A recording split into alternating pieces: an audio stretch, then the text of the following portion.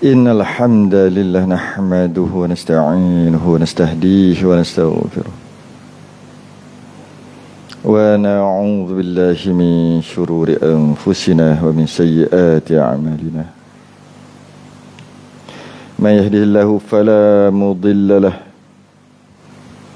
ومن يضلل فلا هادي له أشهد أن لا إله إلا الله وحده لا شريك له أشهد أن سيدنا محمدا عبده ورسوله اللهم صل وسلم وبارك على سيدنا محمد الفاتح لما أغلق والخاتم لما سبق ناصر الحق بالحق والهادي إلى صراطك المستقيم صلى الله عليه وعلى آله وأصحابه حق قدره ومقداره العظيم اللهم نور بالكتاب بصري وأتلق بلساني واشرح به صدري واستعمل به جسدي بحولك وقوتك فإنه لا حول ولا قوة إلا بك سبحانك لا علم لنا إلا ما علمتنا إنك أنت العليم الحكيم لا حول ولا قوة إلا بالله العلي العظيم أما بعد الحمد لله kita rafa'kan kesyukuran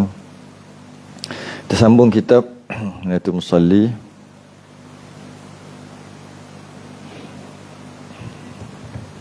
muka surat 60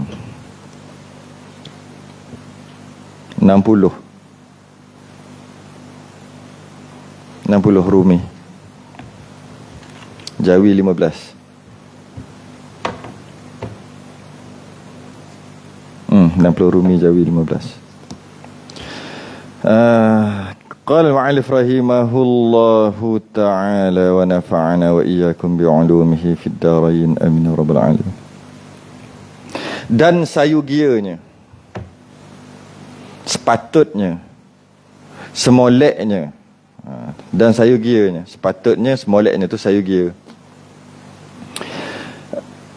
Bagi orang yang sembahyang itu, orang yang sembahyang tu sepatutnya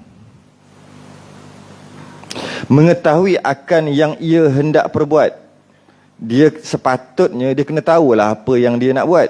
Sembahyang tu dia kena tahulah. Itu dan kadarnya, apa yang dia nak buat, kadarnya, ataupun dia tahulah secara detail, secara terperinci apa yang dia nak buat, nak sembahyang tu ketika tu. Zikir-zikir yang dia nak ucap, dia kena tahulah. Perbuatan berdiri, rukuk, angkat tangan dan sebagainya, dia kena tahulah semua tu. Sayugianya, sepatutnya, semoleknya, supaya syukurlah ia akan Allah atas barang yang diberi taufik akan dia. Supaya dia bersyukur pada Allah yang dia dapat melakukan, kalau dalam bab kita ibadah tu lah, solat tu. Dia tahu semua dari segi bacaan-bacaan dan perbuatan yang mesti dia buat. Sama ada perbuatan tu rukun atau perbuatan tu sunat. Gerakan tu rukun atau gerakan sunat. Sama ada bacaan tu rukun atau bacaan tu sunat. Dia kena tahulah nak sembahyang kan ni. Kena tahulah bacaannya. Sepatutnya. Maka bahawasanya sembahyang itu sebenarnya telah menghimpunkan padanya beberapa bagai daripada segala kebajikan. Dalam sembahyang tu banyak ganjaran, banyak fadilat. Itu masuk kebajikan tu. Banyak fadilat, banyak ganjaran, banyak pahala yang Allah akan balas. Jadi kalaulah dia tahu gerakan yang nak buat tu gerakan apa, dia tahu gerakan tu rukun yang mesti dibuat ataupun sunat, dia tahu bacaan tu bacaan apa, dan dia tahu bacaan tu mesti dibuat rukun ataupun sunat, dan dia tahu kelebihan, fadilat dia. Kalau baca ni dapat apa, kalau baca ni pahala besar mana gitu. Dia kena tahulah semua tu. Dia kata daripada af'al tu perbuatan lah. Dan azkar tu zikir lah, jamak daripada zikir. Maka daripada af'al dan daripada azkar, zikir-zikir, dia kena tahu ganjarannya, diberi pahala besar mana sebagainya, dia kena tahu semua. Sepatutnya, sayugianya dia kena tahu semua. Dengan dia tahu gerakan dan bacaan tadi, maka lahirlah syukur. Kenapa syukur? Sebab dia diberi taufik, yang kita bincang minggu lepas. Dia diberi taufik oleh Allah, dia diberi kekuatan oleh Allah untuk buat sembahyang tu. Yang mana sembahyang yang dia buat tu fadilatnya besar. Jadi bersyukur dapat buat. Sebab ramai orang tak boleh buat. Ramai. Malah boleh tidak keterlaluan kalau kita kata yang boleh buat khususnya bab sembahyang ni, yang boleh sembahyang dengan yang tak boleh sembahyang, lagi ramai tak boleh sembahyang. Tak boleh tu tak mampu tak buat. Yang mampu untuk gerakkan anggota dia, ring dia ada digunakan untuk sembahyang, berbanding ring dia tak ada untuk sembahyang. Untuk benda lain ada. Untuk berlari, untuk jogging, tak berat, apa semua ada. Yang tak ada ni, ring dia, kekuatan dia untuk sembahyang tak ada. Walaupun badan dia berketul-ketul, kuat sekalipun, walaupun macam tu, tapi dia tak ada ring untuk sembahyang. Dia tak ada kekuatan untuk sembahyang. Maka kita bandingkan yang kita ni mampu, boleh buat. Dan kita bincang sebelum ni, bila kita mampu, kita ada kekuatan untuk buat, yang mana kekuatan tu Allah yang bagi, maka syukur. Tu dia nak bagi tahu pasal tu. Maka bersyukurlah. Maka apabila berdiri hamba kepada sembahyang, bila dah faham gitu, bila berdiri seorang tu nak sembahyang, maka berkata ia, Allahu Akbar. Ialah takbiratul ihram. Mula-mula dia Allahu Akbar. Mula-mula nak sembahyang tu, nak masuk sembahyang tu. Maka hendaklah ia muqaranah, niatnya yang dimuktabar pada syarak. Maka hendaklah dia muqaranah. Qasdu syai'in muqtarinan bi fi'lih itulah. Mesti ada dalam hati dia qasad ta'arud ta'yin. Mesti ada dekat hati dia, aku sembahyang pula fardu pula apa? Fardu zuhur, fardu subuh. Ada 3 tu yang muktabar. Masa dia Allahu Akbar. Itu dari segi syariat, dari segi rukun luaran. Dia kena buat gitu. Dalaman, jangan lupa sembahyang dia luaran dan dalaman. Nak cerita ni. Serta diketahui pula akan kebesaran Tuhannya yang ia berdiri khidmat kepadanya. Itu dalam pula. Jangan sebut kat mula Allahu Akbar, tapi dalam tak ada apa-apa. Jadi sembahyang ni sembahyang luar, sembahyang zahir, sembahyang sekadar sah. Kita nak yang dalam. Apa yang nak rasa kat dalam? Itu kata. Ketahui akan kebesaran. Merasai kebesaran Allah. Yang ni kena ngaji tauhid. Merasai kebesaran Allah ketika sebut Allahu Akbar, Allah Maha Besar, terasa Allah tu Maha Besar sungguh. Macam mana nak rasa Allah tu Maha Besar? Senang aja. Kita rasa semua kecil, semua lain selain daripada Allah kecil, maka automatiklah Allah Maha Besar. Apa yang ada pada kita dah hati kita waktu tu, kita kata kecil, apa saja. Masalah kerja, kecil. Masalah berhutang banyak, kecil. Masalah apa? Masalah kesihatan, kecil. Apa sajalah. Banyak kerja nak kena buat ni, nak bisnes ni, kecil. Sebab Allah Maha Besar. Ketika Allahu Akbar tu, rasa gitu. Dari segi dalaman. Maka maknanya Allahu Akbar itu, makna Allahu Akbar tu apa? Terlebih azam, terlebih besar. Apa dia bagi contoh sini? Terlebih besar, terlebih azam. Dan ajal. Ajal dia bagi maksud apa? Mulia. Betul. Terlebih azam dan mulia. Maknanya, maksud Allahu Akbar tu dari segi pangkat dan kebesaran Allah tu lebih besar dan lebih mulia daripada selain Allah. Apa selain Allah? Maka hendaklah benar hatinya. Dia jangan sebut saja. Hati dia pun perlu benarkan yang Allah tu Maha Besar. Kata Allah Maha Besar sebut kat mulut, tapi bila bertentangan dua perkara, tentang akhirat dan tentang dunia, dia lebihkan dunia pula. Tadi kata Allah Maha Besar. Itu. Biar selari. Maka hendaklah benar hatinya. Hatinya membenarkan. Demikian pula firman Allah. Demikian pula firman Allah. Dia tak bagi tahu firman Allah Ta'ala. Tapi maksud aja dia bagi tahu. Telah mengetahui hamba-Ku bahawa Aku yang terlebih besar daripada tiap-tiap suatu dan senyap ia telah berhadap kepadaku. Maka dengan kita rasa macam tu, seolah-olah Allah jawab.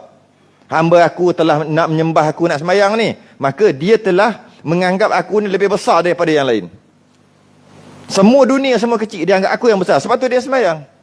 Sebab tu dia sembahyang juga. Dan dia menghadap ke atas kepadaku.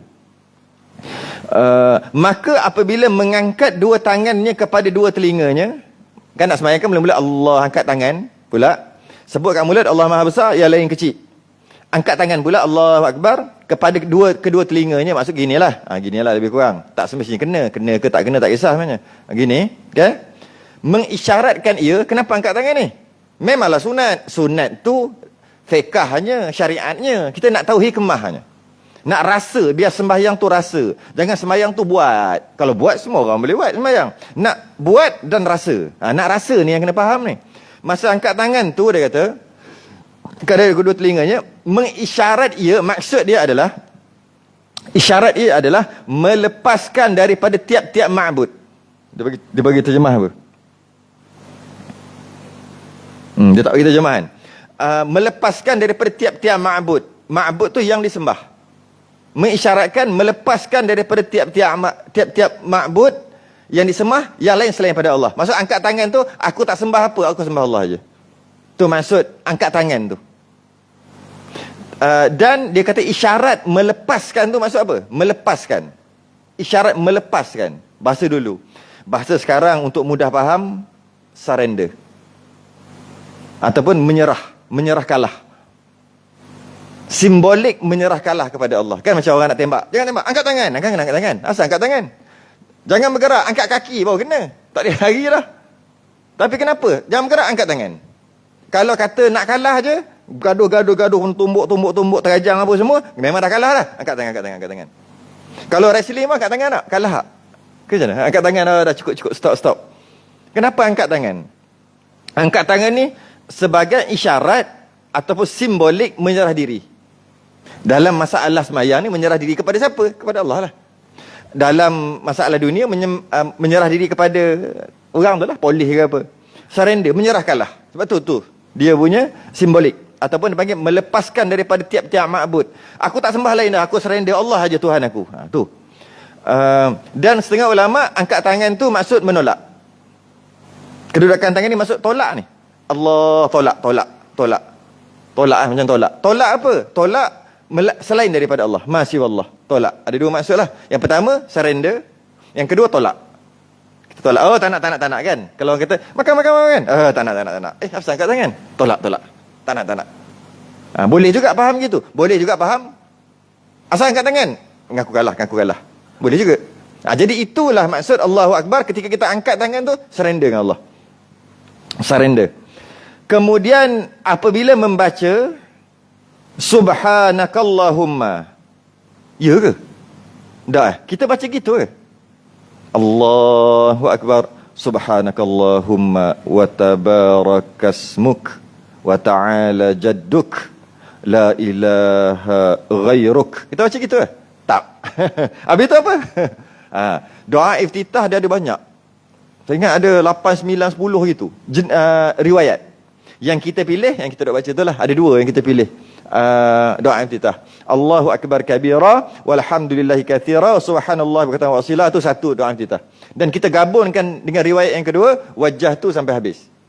Sebenarnya ada lagi. 8, 9 lagi yang lain. Antara salah satu jenis bacaan doa iftitah ni ada. Kita tak baca lah, kita tak ambil riwayat ni. Tapi boleh je nak baca. Subhanakallahumma wa tabarakasmuk wa ta'ala jadduk la ilaha ghairuk. Kadang-kadang kita kena tukar. Tak puas, tak boring. Hari-hari makan kari tak boring. Boring juga. Nak makan sup juga. Hari-hari makan sup boring juga. Hari-hari makan nasi kerabu boring juga. Nak tukar nasi minyak, nak tukar laksa sebagainya. Macam tu juga. Kita sembahyang lama-lama dia tak puas dia baca. Tukar lah. Tapi kena, macam hari tu kita dah rukuk i'tidal tu dah hafal belum? Yang bacaan panjang tu. Tu pun. Masa sujud lain bacaannya. Dia ada dalam kitab kita ni. Kita tukar-tukar. Baru dia seronok. Ataupun dia rasa tak puas. Tak boring lah. Tak puas, tak boring. Yang ni doa iftitah. Allahu Akbar. Subhanakallahumma wa tabarakasmuk wa ta'ala jadduk la ilaha ghairuk. Kan dia rasa macam baru semayang. Macam baru belajar semayang. Kan seronok sikit. Lepas tu ni tukar balik. Tapi kena carilah riwayat tu. Ada riwayat ni. Boleh baca doa iftitah. Permulaan ni mungkin buat kat solat sunat dulu. Kadang-kadang terlupa apa benda. Kita stop situ, baca bismillah, alhamdulillah lah, dah lupa. Lama-lama amal-amal. Kalau kita tidak mempelbagaikan semayang kita, akhir sekali jadi adat. Semayang adat. Tahu-tahu je. Semayang automatik. Semayang adat je. Maksud dia subhanakallahumma, yakni maha suci Allah daripada tiap-tiap yang kejahatan dan kekurangan, bahawasanya ia mempunyai segala puji. Wa tabarakasmuk, maha suci ia dan berkat pada yang menyebut namanya dan pekerjaan yang dikerjakan.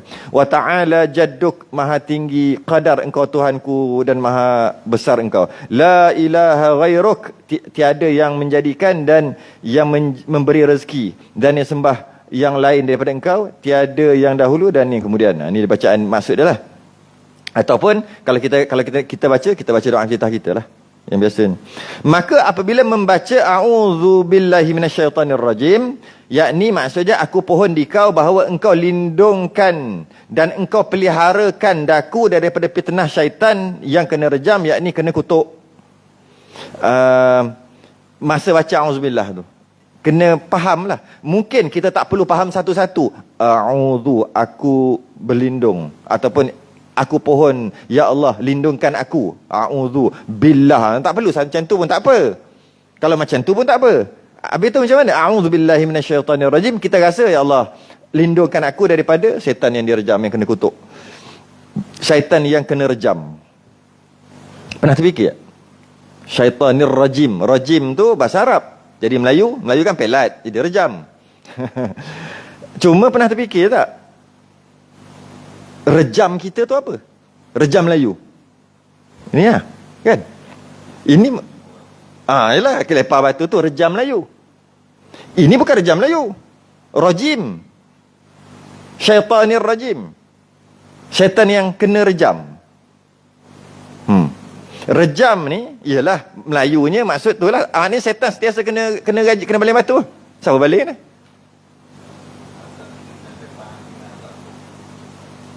Syaitan yang kena rejam, yang akan kena rejam nanti. Sebab sekarang kena rejam. Kalau kena rejam macam mana dia nak tu? Sebenarnya bukan gitu maksud dia.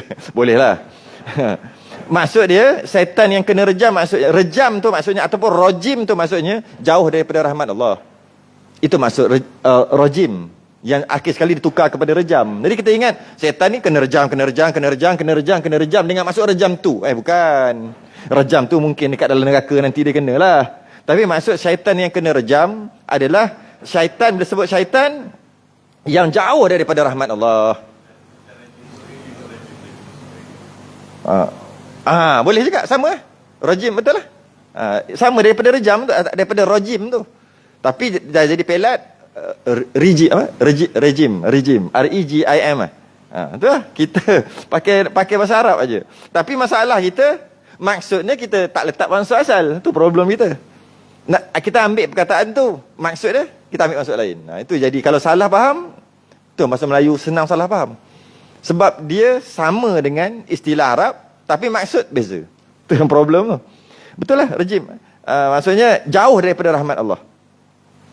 Yakni kena kutuk. Tu dia kata yakni kena kutuk. Dia kata daripada fitnah syaitan yang kena rejam, yakni kena kutuk. Maknanya rejam tu maksud kena kutuk. Bukan rejam tu maksud kena baling. Jadi rejam atau rajim ni bukan rejam Melayu. Maksud rejam tu kena kutuk. Bila kena kutuk tu Allah lah kutuk. Maknanya jauh daripada rahmat Allah lah. Ini kalau masuk periksa ni payah kan nak jawab. Semua kata kena rejam tu kena baling, confirm. Kena baling dengan lembing. Kena rejam, syaitan kena rejam. Betul buat lah, betul goreng lah. Kan kadang-kadang kan syaitan kena rejam juga. Contoh dia nak naik ke langit, malaikat baling dengan batu dengan jadi baling dengan bintang. Goreng kan kat situ. Goreng pula. Nanti dalam neraka nanti dia kena baling dengan batu dalam neraka. Padahal tu bukan maksud dia. Maksud rejam adalah rajim, iaitu kena kutuk, ataupun maksud jauh daripada rahmat Allah. Yang akhir sekali ditukar jadi bahasa Melayu rejam ataupun rejim. Dan apabila dibacanya, lepas baca tu kita baca bismillah kan, nak baca Fatihah. Bismillahirrahmanirrahim. Maka maknanya aku minta tolong dengan nama engkau pada tiap-tiap sesuatu pekerjaanku. Ialah yang mempunyai lemah lembut. Tengok. Bismillah aja baca, tapi faham bukan dengan nama Allah yang maha pemurah lagi maha mengasihani. Bukan tu yang rasa. Itu terjemahan betul, tapi kita rasa bukan tu. Sebab tu kata, ketika baca Quran, pahami makna. Jangan salah faham. Pahami makna tu, kalau kita terjemahan, itu bukan pahami makna, itu faham terjemahan. Makna dan terjemahan beza. Terjemahan tu translate. Yang kata sembahyang nak khusyuk biar faham. Faham betul. Faham apa? Terjemahan dia pun kita pun baca terjemahan. Lepas tu kita sembahyang, sedang kita baca kita ingat terjemahan. Tak jadi. Tak dapat khusyuk tu. Yang kita nak ni makna, bukan terjemahan. Makna. Nampak? Baca bismillah, tengok baca bismillahirrahmanirrahim. Tapi yang nak faham berapa panjang tu? Apa yang kita nak faham dengan kita baca bismillah ketika nak khusyuk tu? Aku minta tolong dengan nama engkau. Sedangkan bismillah dengan nama Allah. Mana ada aku minta tolong? Tapi kenapa ada aku minta tolong? Itu yang kena faham, itu yang kena rasa, baru khusyuk. Ini dia bismillah dalam hati dia dengan nama Allah. Bismillahirrahmanirrahim, dengan Maha Pemurah lagi Maha Mengasihani. Apa dia faham gitu? Mana rasa? Duk sibuk mentranslate dalam kepala je lah. Tak dapat khusyuk. Dia disibukkan dengan translate. Sepatutnya sembahyang zahir dah buat, batin tu rasa tu kemuncak. Nak rasa tak boleh translate. Dia kena faham makna. Dia faham makna, dia bukan translate. Kalau translate tak rasa. Dia lain. Translate atau terjemahan dengan makna tu lain. Yang ni kita nak faham. Cuba kita tengok dengan nama Allah. Pernah kita terfikir tak? Tiba-tiba dengan nama Allah. Apa dengan nama Allah? Dengan nama Allah. Dengan nama Allah, Allah tu yang bersifat Rahman dan Rahim. Pemurah penyayang. Dengan nama Allah yang Maha Pemurah lagi Maha Penyayang. Dengan nama Allah. Apa tiba-tiba? Perkataan kalau kita bercakap, kita takkan mula dengan. Dia mesti ada. Aku ni minum dengan nama Allah. Apa kena? Sebab dengan tu kata apa? Sambungan lah. Kata duduk tengah. Kata apa dia panggil? Kata macam, dia ni betul ada kat tengah tu kan? Dia kata tengah. Kata apa dia panggil? Sendi kan? Dengan ni sendi. Kalau bahasa Arab, ba ni dia panggil harfun jar, haraf jar. Haraf jar ni dia sendi. Bila sendi, dia kena duduk kat tengah. Tiba-tiba dia duduk kat awal. Dengan apa? Dengan nama Allah. Iyalah dengan nama Allah. Kenapa? Tiba-tiba dengan nama Allah. Dengan nama Allah aku bekerja. Cakap lah. Ni tiba-tiba dengan nama Allah. Jadi maksud dia apa? Ni maksud dia. Makna dia apa? Dia makna dia. Aku minta tolong. Tak masuk ba lagi. Tak masuk bis. Tak masuk dengan lagi. Ada ayat sebelum bismillah tu. Aku minta tolong. Minta tolong apa? Bismillah. Minta tolong dengan nama Allah tu. Aku minta tolong dengan nama engkau. Pada tiap-tiap suatu pekerjaanku. Dalam bismillah tak ada. Tapi faham gitulah. Aku minta tolong. Apa yang aku buat pekerjaanku. Bab ibadah ke, bab dunia ke. Aku minta tolong. Minta tolong. Ialah minta tolong dengan Allah. Minta tolong dengan Allah. Allah tu apa? Ialah Allah lah yang mempunyai lemah lembut. Baiklah bahasa kita. Lagi mempunyai kasih sayang atas segala makhluk. Kita macam puji lah. Aku minta tolong ya Allah. Kepadamu aku minta tolong ya Allah. Yang mana Allah ni lemah lembut, kasih sayang dekat makhluk tu. Dan memberi rezeki lagi kasih sayang akan segala hambanya yang mukminin. Itu maksud bismillah. Itu yang kena rasa. Dan apabila membaca Fatihah hingga akhir, baca Fatihah sampai akhir, maknanya segala puji bagi Tuhan. Alhamdulillahirabbil alamin. Segala puji bagi Tuhan yang tiada menjadikan daku daripada orang yang dimurkakan dan orang yang didustakan. Oh, bukan. Ini siratal ladzina an'amta alaihim ni. Maksudnya dia kata bab lain tu kamu baca sendiri ya. Alhamdulillahirabbil alamin, segala puji bagi Allah Tuhan sekalian alam. Itu semua puji Allah, baca sendiri. Dia tak bagi tahu yang tu, dia nak bagi tahu ayat ujung. Dan apabila membaca Fatihah hingga akhirnya, hingga ihdinas sirah. Ihdinas siratal mustaqim, masa baca tu apa yang perlu rasa? Segala puji bagi Allah, Tuhan yang tidak menjadikan daku daripada orang yang dimurkakan dan orang yang dustakan, iaitu Yahudi dan Nasrani. Kita baca ihdinas siratal mustaqim, tunjuk aku jalan yang lurus. Kita minta. Masa tu kita masa baca Fatihah rasa tu lah. Lepas tu dia kata kat sini, dan ya Allah terima kasih, segala puji bagi Allah. Ya Allah terima kasih banyak-banyak. Tidak menjadikan daku daripada orang yang dimurkakan dan orang yang dustakan. Itu apa? Siratal ladzina an'amta alaihim. Ya Allah tunjukkan aku jalan yang lurus. Okay? Dan engkau tak jadikan aku jalan ghairil maghdubi alaihim waladdallin, amin. Siratal ladzina an'amta alaihim, ya Allah tunjuk aku jalan yang lurus. Siratal ladzina an'amta alaihim, jalan yang lurus tu adalah jalan yang orang yang telah engkau beri nikmat padanya. Okey, lepas tu ghairil maghdubi alaihim waladdallin, amin. Bukan jalan maghdub dengan jalan dallin. Tak nak jalan tu. Tu dia bagi terjemahan tu. Ghairil maghdub, bukan jalan orang yang dimurkai. Siapa orang yang jalan dimurkai? Yahudi. Allah murka dengan Yahudi. Dan bukan pula jalan mereka yang sesat. Dhalin, sesat. Siapa tu? Nasrani. Sebab tu amin kita, orang Yahudi Nasrani tak suka. Dia tak suka amin kita. Sebab tu dia amen. Dia pelak pula, amen. Dia tak suka amin. Amin tu maksud, ya Allah makbulkanlah. Makbul apa? Pertama, ihdinas siratal mustaqim, tunjuk aku jalan yang lurus, makbulkanlah ya Allah. Pertama. Yang kedua, siratal ladzina an'amta alaihim. Bukan yang tu. Bukan, itu tak amin, bukan. Apa yang amin? Ghairil maghdub. Aku tak nak jalan. Ghairil maghdub, aku tak nak jalan maghdub. Maghdub tu dimurkai, Yahudi. Dhalin, aku tak nak dekat jalan ni. Siapa ni? Nasrani. Kenapa Yahudi dimurkai? Dia nak rasul dia bunuh. Sebab tu Allah murka. Dan kitab suci dia memang dia ubah. Dhalin, sesat Nasrani, kenapa? Kerana dia mengubah kitab suci dia, Injil asalnya, dan dia menganggap paderi dia tu macam Tuhan dah. Macam tu dah. Sebab tu boleh ampun kan. Masuk dalam bilik apa? Cakap dosa kau. Okey? Oh, bunuh. Oh. Tapi dia memang apa? Undang-undang ni tak boleh. Macam mana dia ada undang-undang? Masuk dalam tu, mengaku apa pun tak boleh ambil undang-undang. Tak boleh masuk mahkamah lah di tempat dia. Oh, apa dia panggil? Dilindungi dia punya tu. Pengakuan dia tu dilindungi. Malah dia punya paderi tu tak boleh bagi tahu je report polis ke, tak boleh. Salah dari segi dosa lah orang kata. Tak, dosa bunuh. Oh, bunuh. Dia pun tengok list. Oh, bunuh 3,500. Bayar selama 3 bulan. Secara beransur-ansur. Contoh lah. Dia tengok, oh, dosa zina. Zina bayar macam ni. Ni dosa mengumpat aja. Sikit. Ada bayar. Dia, lepas bayar, dia buat keluar sijil. Sijil pengampunan. Aku banyak lah kena ampun. Mu tengok ni. Ni. Betul tak? Kenapa jadi gitu? Dia menganggap Tuhan dah. Macam Tuhan. Macam ataupun wakil Tuhan. Boleh ampun kan, dengan syarat mengaku salah, sebut di mulut dan dia menyesal.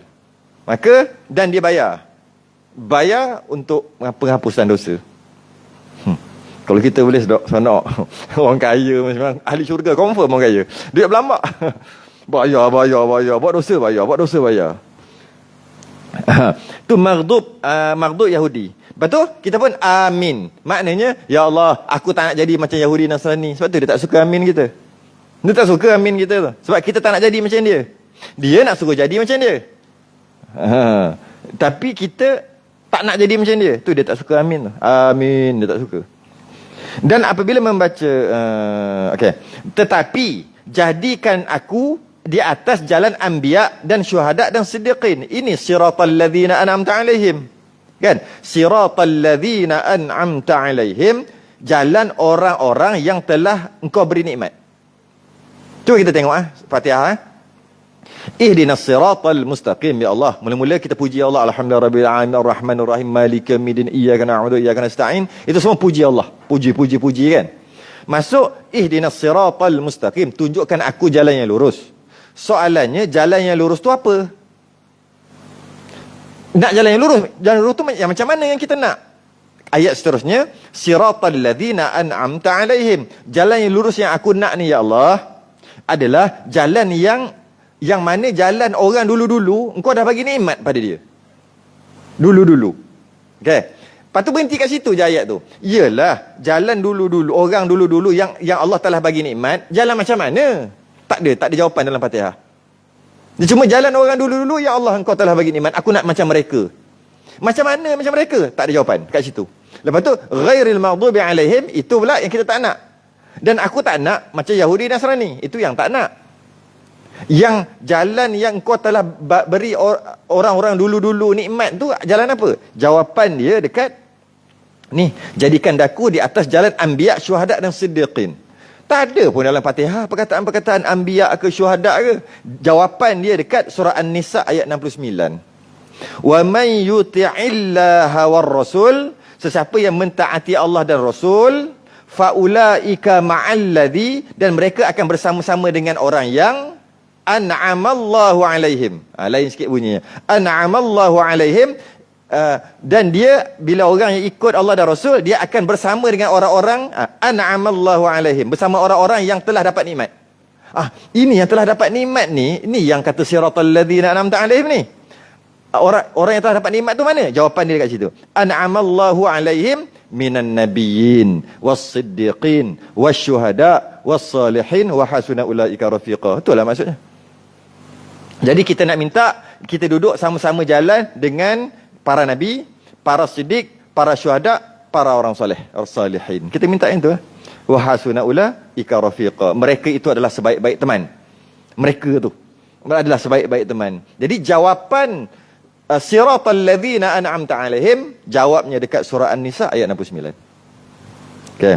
Maka apabila engkau rukuk, lepas tu kita pun amin. Maksud, ya Allah, jadikan aku bersama para syuhada, para salihin tadi, dan aku tak nak jadi Yahudi Nasrani. Amin. Nah, faham yang tu, apabila ada Yahudi Nasrani buat apa-apa perkara yang suruh kita ikut, kita terasa macam tak seronok nak ikut. Sebab kita faham benda apa dan kita aminkan perkara tu. Ini tak, janji Yahudi Nasrani buat je kita suka ikut. Buat fashion je kita ikut. Itu semua kita dah ikut orang. Dia buat fashion kan, pakai-pakai ikut. Sebab apa? Kita tak, kalau kita faham, amin, aku tak nak Yahudi Nasrani. Bila Yahudi Nasrani buat keluar satu benda, satu perkara yang jadi viral, kita malah ikut. Macam tak seronok pula nak ikut macam tu. Sampai kan diorang setiap kali pergi kubur kematian pakai baju hitam, kita pakai baju hitam.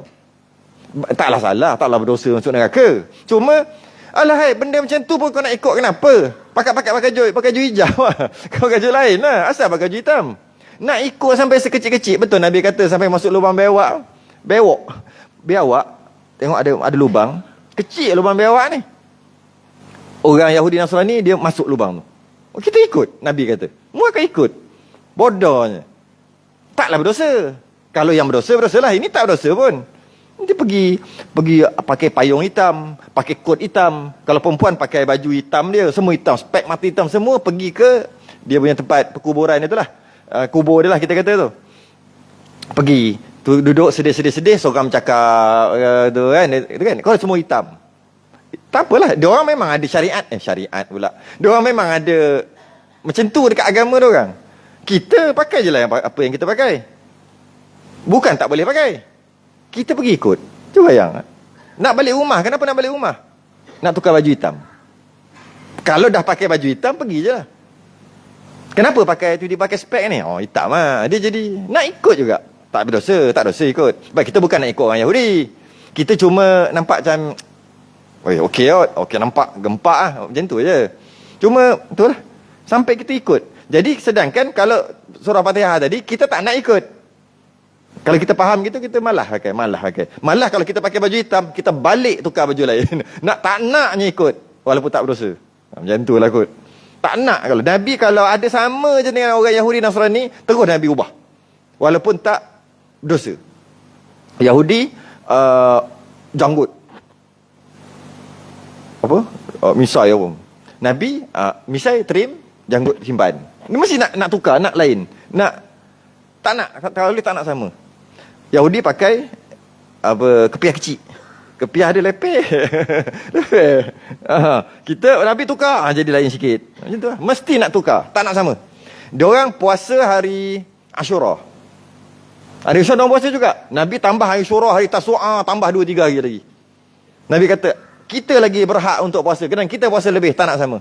Hari tu puasa juga, tambah lagi hari sebelum ke hari selepas. Yang penting tak sama. Sedangkan tak salah pun. Kalau boleh tak nak dalam Fatihah tu. Maka apabila engkau rukuk pula, nak rasa apa? Maka fikir di dalam diri engkau. Ni rasa ni, main rasa pula ni. Maka fikir di dalam diri engkau. Maka seolah-olah engkau berkata, hai Tuhanku, bahawasanya aku merendah diri antara aku di hadapanmu, dan aku datang dengan diriku yang asi. Asi tu apa dia? Maksiat lah. Terjemahan dia bagi maksiat. Asi tu maksiat. Ataupun derhaka, boleh juga derhaka. kepadamu dan mengikut diriku yang banyak jenayah bagi azamah keagungan engkau. Mudah-mudahan engkau ampunilah aku. Macam rukuk tu seolah-olah macam kan kalau kita buat salah ke apa kan kita macam tunduk macam tu kan, seumpama gitu. Aku banyak buat salah, aku banyak buat maksiat, aku tunduk. Dan banyak jenayahnya, banyak jenayah tu banyak buat maksiat lah. Maka tunduk tu tunduk rukuk. Jadi ampunlah aku. Dan dibacanya subhana rabbiyal azimi wa bihamdih. Maha suci Tuhanku, aku merendahkan diriku bagi Tuhan yang azim dan maula yang karim. Maula tu Tuhan lah, yang karim tu mulia. Masa baca tu kena rasa gitu. Okay? Dan rasa sedang tunduk bersalah. Kemudian engkau angkatkan kepalamu ketika i'tidal, mengucap sami'allahu liman hamidah. Maknanya telah mengampuni Allah bagi orang yang mengatakan dia yang mengerjakan taat akan dia. Sedangkan sami'allahu liman hamidah, Allah mendengar sesiapa yang memujinya. Itu kalau terjemahan. Terjemahannya Allah mendengar sesiapa yang memujinya. Tapi yang nak rasa Allah telah ampun bagi orang yang mengatakan dia mengatakan tu atau mengesakan dia dan mengerjakan taat. Itu yang nak rasa. Bukan nak rasa Allah mendengar siapa yang memujinya, bukan. Nak rasa Allah telah ampunkan. Kemudian mengucapkan Rabbana lakal hamdu, Tuhan kami bagimu segala kepujian kerana engkau yang memberi taufik akan kami bagi ini sembahyang. Sama macam tadi. Masa Rabbana lakal hamd tu rasa ya Allah engkau yang bagi kekuatan untuk aku buat ibadah ni. Kalau tidak aku tak boleh buat macam ramai-ramai yang tak boleh buat sembahyang tu. Sebab engkau bagi kekuatan inilah aku boleh sembahyang. Rasa ni ketika Rabbana lakal hamd. Kemudian maka engkau sujud. Maknanya aku cenderung tunduk, jatuhkan diri aku dengan zalil. Zalil tu hina, tazallul hina, dan menyerahkan diriku kepadamu. Kan bila tadi tunduk takut dah buat maksiat, ini sampai ke bawah. Maksudnya hamba sungguhlah sampai jadi sujud kepadamu. Engkau yang mempunyai karam, kemuliaan dan ampun. Engkau yang mempunyai kebenaran, engkau yang mengampunkan. Maka aku cenderungkan, aku tunduk sampai jadi macam sujud. Sujud. Menyerah terus. Buat maksiat, masa rukuk masih lagi tunduk macam tu lagi. Maksudnya kalau katalah orang tunduk gitu menandakan dia salah. Kalau orang nak pukul, nak serang, boleh elak-elak lagi sebab tunduk macam tu aja. Tapi kalau sujud memang kena pijak habis terus. Habis terus. Tu perumpamaan dia.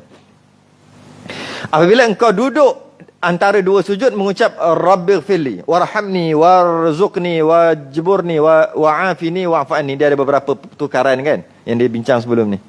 Maksudnya ampunkan daku hai Tuhanku akan kesalahanku dan kasihani olehmu akan hambamu yang khati'ah, yang banyak buat salah, dan beri rezekikan olehmu akan daku dan jabarkan dhaifku. Tampungkan kelemahanku. Macam itulah. Jabar kan kita bahas sebelum ni, aljebra tu jabar lah. Wajburni tu algebra yang kita belajar matematik tu. Tampungkan dhaifku, tampungkan kelemahanku dan tunjuki akan daku akan jalan yang sebenarnya, jalan yang lurus, dan afiat akan daku. Sihat tak sebut, dan maafkan aku. Sihat tak sebut. Kita tak minta sihat dalam Rabbighfirli warhamni warzuqni wajburni wa'afini wa'fu anni. Afini. Apa beza kita sihat wal afiat? Kita selalu sebut sihat wal afiat. Baguslah perkataan tu. Tapi tahu tak, sihat dengan afiat tu dua perkara yang tak sama. Sihat adalah kita bagi tahu kesihatan jasmani, zahir. Afiat kesihatan rohani, batin. Batin pun ada sihat juga. Kadang-kadang bodong kuat semua, sihat, nampak sihat tapi kan macam tak ada semangat, terasa nak mati, aku nak mati. Tapi badan, sebab apa? Dalam dia problem, batin dia. Jadi kalau kita nak minta, kita minta afiat. Kalau sihat, untuk luaran.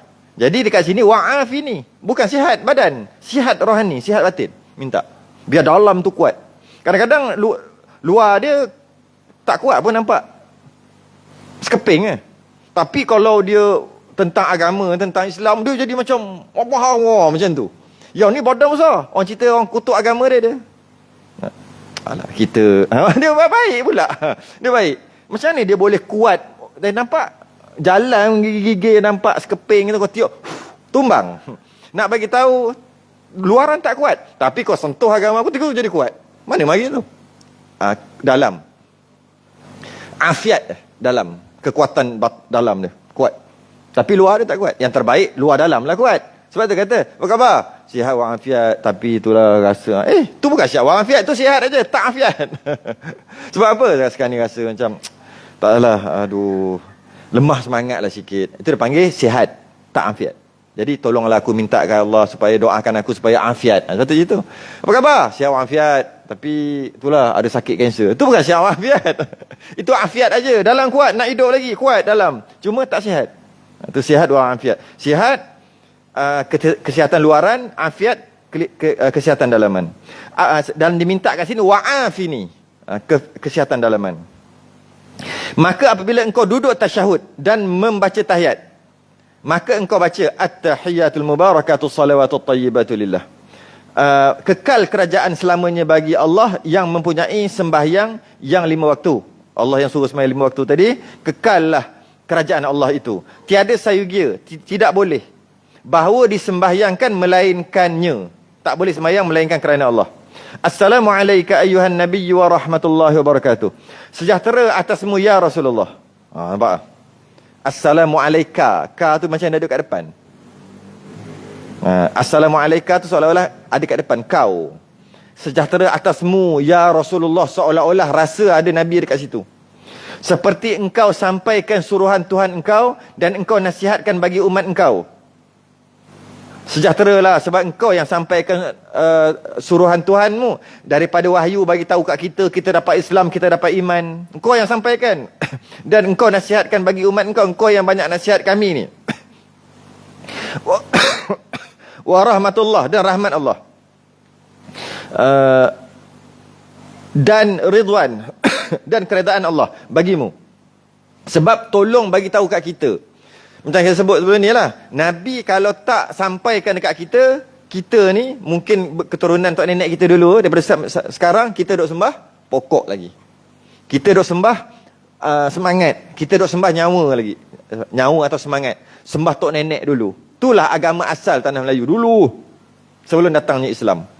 Jadi kalau Nabi tak sampaikan, kita duk sembah pokok lagi. Yang mudah kata gitu lah.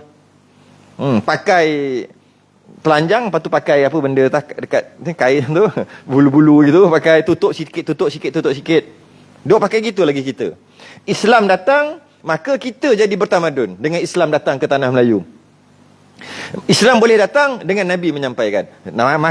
Maka ya Allah, itu kita minta. Maka ya Allah, redalah kepada Nabi kami. Kerana kalau tidak kerana dia, kami tak dapat agamamu. Itu maksud dia.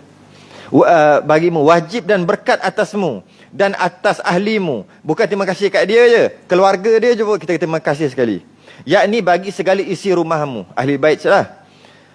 Assalamu alayna wa ala ibadillahis salihin. Ini adalah salam, maksudnya ampun Allah atas kami dan atas segala orang yang terdahulu daripada nabiyin, daripada kami, iaitu nabi, siddiqin, dan orang yang berjalan atas jalan mereka itu hingga hari kiamat. Assalamu alayna wa ala ibadillahis salihin. Selamat sejahtera ke atas kami, doa diri sendiri, dan ke atas hamba Allah yang soleh.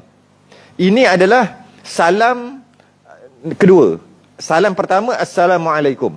Salam yang kedua, Assalamu alayna wa ala ibadillahis salihin. Assalamualaikum warahmatullahi. Salam yang pertama. Salam yang kita bagi orang kan. Assalamualaikum. Kan? Assalamualaikum warahmatullahi wabarakatuh. Kita bagi kat orang. Itu salam satu-satu. Ada satu lagi salam. Assalamu alayna wa ala ibadillahis salihin. Salam bila ada orang, salam kita Assalamualaikum warahmatullahi wabarakatuh. Wa maghfiratu wa ridwan. Tambah lagi. Itu bila ada orang. Kita nak bagi tahu orang tu lah, orang-orang. Kalau tak ada siapa-siapa, sunat bagi salam juga. Tapi bunyinya Assalamu alayna wa ala ibadillahis salihin. Kita nak masuk rumah, baru balik kampung ke apa, nak masuk rumah, tak ada orang kat dalam rumah, jangan main masuk tu. Dan jangan bagi Assalamualaikum, tak ada orang, bagi kat siapa?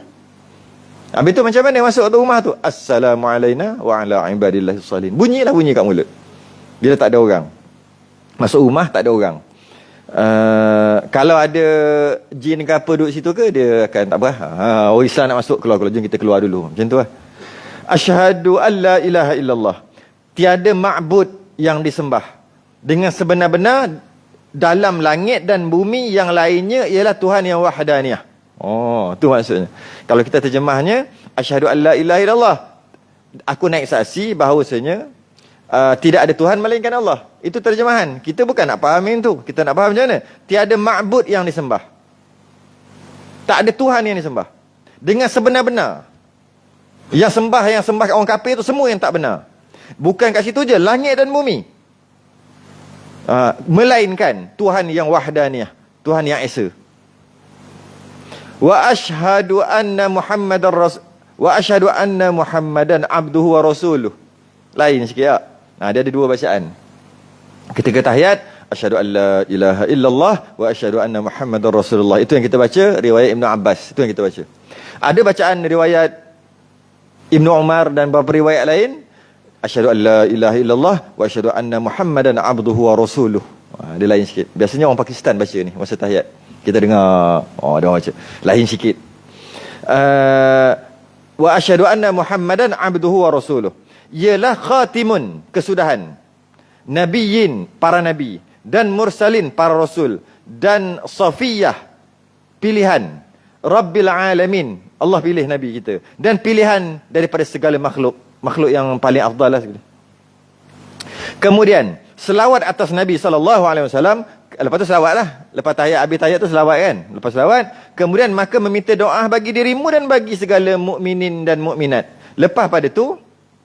Selepas pada tu doa, minta doa. Doa untuk siapa? Untuk diri kita dan doa mukmin mukminat kan. Allahumma salli ala sayyidina Muhammad wa ala sayyidina Muhammad kama sallaita ala Ibrahim dulu. Kemudian lepas habis pada tu kan baca doa. Doa tu. Bacalah doa. Yang dalam kitab kita tulis Allahumma fil lima qaddamtu wa ma akhartu wa ma asrartu wa ma a'lantu wa ma asraftu wa ma anta a'lamu bihi minni antal muqaddim wa antal muakhiru la ilaha illa anta. Kenapa tu? Banyak kali dah suruh hafal ni. Apa dah? Apa dah? tak panjang pun. Kalau hari-hari kalau kita nak pergi kerja buat macam tape tu lah, macam buat MP3 ke, buat masuk telefon ke, dengar setengah jam, sejam dalam kereta pergi balik, tak sampai seminggu hafal lah. Dia pendek je. Dah hujung tu. Allahumma ighfirli ma qaddamtu wa ma akhartu wa ma asrartu wa ma a'lantu wa ma asraftu wa ma anta a'lamu bihi minni antal muqaddim wa antal muakhiru la ilaha illa anta. Allahumma inni a'udzu bika minal 'adzabil qabri wa min fitnatil mahya wal mamati wa min fitnatil masyid dajjal. Itu satu. Tambah satu lagi, ya muqallibal qulub sabbit qalbi ala dinika wa ala ta'atik. Tak susah pun, kejap je hafal. Lagu yang baru keluar baru ni pun dah hafal dah. Baru dengar berkali. Kita dengar lagu. Ini lagi. Buat, itulah kalau bagus kan, kalau ada penyanyi nasyid macam dulu kan, kumpulan nasyid dia buat lagu kan. Kalau tidak, memang payah kita buat lagu Rasul, buat lagu Asmaul Husna, buat lagu Sifat 20, buat lagu-lagu semua tu kan. Kau dah ingat sampai sekarang. Patut buat lagu juga. Lagu doa duha. Ke tak hafal? Dah ada lagu dah. Rugi kau tak hafal. Doa waktu duha tu. Siapa? Nasyid apa nama? Tak ingat. Ingat muka penyanyi dia. Tak ingat nama kumpulan apa dah. Dia bukan Raihan. Intim Intim. Intim. Ya kot. Dengar lah. Best pun, lagu dia pun best. Dengar Allahumma inna duha duhauka sampai habis. Lepas tu dengar seminggu, kejap je hafal. Kita kan lagu kan, dengan kita kan tak boleh dipisahkan. Tapi masa baca tu janganlah Allahumma inna duha, jangan gitu pula. Makmu nak amin macam mana, masa bila aku nak amin? Janganlah gitu. Masa kita baca tu biasalah, tak payahlah berlagu. Kelakar pula kalau menyanyi berlagu. Kalau buat lagu macam tu baguslah. Sebab kita memang kita dan lagu tak dapat dipisahkan. Teruk sungguh kita ni. Dalam kereta mesti ada radio kena dengar lagu. Buka dengan lagu, buka kereta, start dengan lagu kan kita kan. Dengar lagu yang macam tu. Terbaik boleh ingat. Tak apalah, sebagai medium, cara untuk kita ingat. Cuma masa doa nanti jangan nyanyi. Kalau kita faham doa duha tu, Allah. Beremang belum lama memang doa rezeki sungguh. Jika di bumi keluarkan kalau rezeki kita. Tu game Petronas. Game Petronas. Dekat bumi keluarkan. Cari gali. Jika di langit turunkan. Langit turunkan ni apa? Petani yang nak hujan. Kalau kita faham, doa antara doa yang terbaik lah. Minta dari segi sudut rezeki tu. Kemudian habis dah doa, minta doa. Kemudian memberi salam pada pihak kananmu. Memberi salam pada pihak kananmu. Beri salam orang sebelah. Dan kirimu. Maksudnya Assalamualaikum warahmatullahi. Antaranya nak bagi tahu orang sebelah. Nak beritahu malaikat, Raqib Atid. Nak bagi tahu orang sebelah. Nak bagi tahu kalau jin ada jin sebelah. Kalau ada binatang sebelah. Kalau ada nyamuk sebelah. Tentulah. Makhluk yang duduk sebelah. Ketika salam belah sini pula, nak bagi salam dekat orang sebelah sini pula. Okey. Nak bagi salam tu apa maksudnya? Assalamualaikum, selamat sejahtera. Selamat sejahtera tu terjemahan. Selamat sejahtera tu terjemahan. Tapi yang kita nak rasa ketika kita sebut salam tu, nak rasa apa? Rasa ni. Tengok bagus ni. Artinya, hai saudaraku, hai orang sebelah. Kalau ada kucing, hai kucing. Kalau ada apa? Kalau ada jin, hai jin. Hai saudaraku duduk sebelah. Sebab Assalamualaikum ni. Maksud terjemahan selamat sejahtera. Kan selamat sejahtera ke atas kamu. Yang nak rasa, wahai orang sebelah. Okay? Kamu sejahtera daripada kejahatanku dan khianatku apabila keluar aku daripada masjid. Kalau kita faham gini, jadi baik gitu. Kita rasa macam mana? Setelah daripada awal tadi kita sempurnakan segala adab, perasaan, fikiran kita dalam sembahyang, last sekali nak keluar daripada sembahyang, kita bagi tahu dekat semua orang sebelah, bahawasanya orang sebelah, ketika sebut Assalamualaikum, hai orang sebelah, kau jangan risau, engkau akan selamat daripada kejahatan aku. Maksudnya aku tak akan buat jahat dekat engkau. Engkau akan selamat daripada khianat aku. Maksudnya aku tak akan khianat dekat engkau. Apabila aku selesai semayang ni, kau jangan risau. Aku tak akan buat perkara jahat dekat kau. Assalamualaikum warahmatullahi wabarakatuh. Wahai orang belah sini pula, kau jangan risau. Kalau kau terima kejahatan, keburukan, apa-apa darurat kau terima, bukan daripada aku, daripada orang lain. Kau akan selamat daripada aku. Tu rasa tu. Tapi itulah. Assalamualaikum, lepas tu orang tu yang dia pantai nanti. Assalamualaikum apa benda? Selamat sejahtera ke atas kamu. Assalamualaikum warahmatullahi. Kita bagi tahu kau selamat semua. Jadi kalau orang sembahyang dengan rasa, dia jadi orang baik. Dia akan jadi orang baik. Sebab sembahyang semata-mata pekah, hanya zahir je lah, tak ada rasa, itu yang jadi sebenarnya sembahyang juga. Sebab itulah mendirikan solat yang sebenar-benar adalah melakukan hak-hak solat tadi, zahir batin. Dan apabila dia melakukan dalam sembahyang dia melakukan hak-hak sembahyang. Maksud hak-hak tu maksud rukun, syarat semua dia lakukan. Dan dilakukan hak-hak batin dalam yang sebut rasa tadi. Maka orang lain akan terselamat daripada kejahatan dia. Maksudnya dia akan jadi baik. Mesti jadi baik. Ketika kita baca zikir tadi kan, ya Allah aku banyak dosa, makin kecil ya Allah tu kan. Ya Allah selamatkan aku daripada, jangan jadi aku macam orang yang sesat, jangan jadi aku orang yang menyeleweng. Ya Allah aku banyak dosa, ya Allah jadikan aku macam orang yang kau telah bagi nikmat. Lepas pada tu lah sekali dah rasa perasaan tu, Assalamualaikum, wahai orang sebelah, tadi semayang tadi dah rasa macam-macam dah. Kau jangan risau, aku baik dengan kau lepas ni. Kau jangan risau, kau tak akan terima kejahatan daripada aku lepas ni. Patut rasa gitu. Kadang-kadang kau apa dah? Boleh lah. Kadang-kadang walaupun dah zikir macam-macam tapi tak ada perasaan. Masa waktu zikir subhanallah, subhanallah, subhanallah, subhanallah, subhanallah, subhanallah. Tak rasa pun. Tak rasa pun. Alhamdulillah, alhamdulillah. Allahu akbar, Allahu akbar, Allahu akbar, Allahu akbar. Allahu akbar, Allahu akbar. Tak rasa pun Allah Maha Besar. Macam mulut je gerak. La ilaha illallah, la ilaha illallah. Tak rasa pun. Tak rasa pun. Macam mana? Teruskan zikir. Baca subhana rabbil a'la wa bihamdi. Tak rasa pun Allah yang a'la, maha tinggi. Subhana rabbil azim. Tak rasa pun azimnya Allah. Tak rasa semua. Tapi baca. Sebab tak rasa, maka jangan baca. Tak, teruskan baca. Kenapa? Kadang-kadang ketika kita berzikir, kita tak rasa zikir kita tu. Ya. Kita tak rasa zikir kita. Rasa, sepatutnya kena rasa lah apa-apa yang kita zikirkan. Tapi tak rasa. Teruskan zikir. Kenapa? Kadang-kadang kita tak rasa ketika kita berzikir, tapi kita terasa bila kita buat maksiat. Rasa tu datang ketika buat maksiat, bukan datang ketika berzikir. Yang terbaiknya ketika zikir tu lah rasa, barulah kena. Ini tak, ketika zikir tak rasa. Ketika buat maksiat datang rasa bersalah, rasa berdosa, rasa Allah, rasa barakah zikir. Yang mana walaupun dia tak datang ketika kita ucapkan dia ketika itu, tapi dia datang ketika kita berdosa. Kita buat salah tu kita rasa macam dosa ni, tapi buat juga. Mana mari perasaan tu? Orang yang berzikir, ketika berzikir tu dia tak rasa. Zikir, dia tak rasa zikir tu. Rupanya zikir datang ketika dia buat dosa. Okey kita tak nak, bukan okey buat dosa okey lah rasa tu. Yang kita tak nak, buat dosa pun tak rasa bersalah. Buat maksiat tak rasa maksiat, tak rasa bersalah pun. Mana iman dia? Buat dosa rasa salah, betul menyesal lah, betul-betul lah. Yang kita tak nak, buat dosa tak rasa bersalah pun. Maka teruskan zikir, teruskan baca-baca zikir dalam sembahyang apa semua, walaupun seolah-olah tak nampak kesan.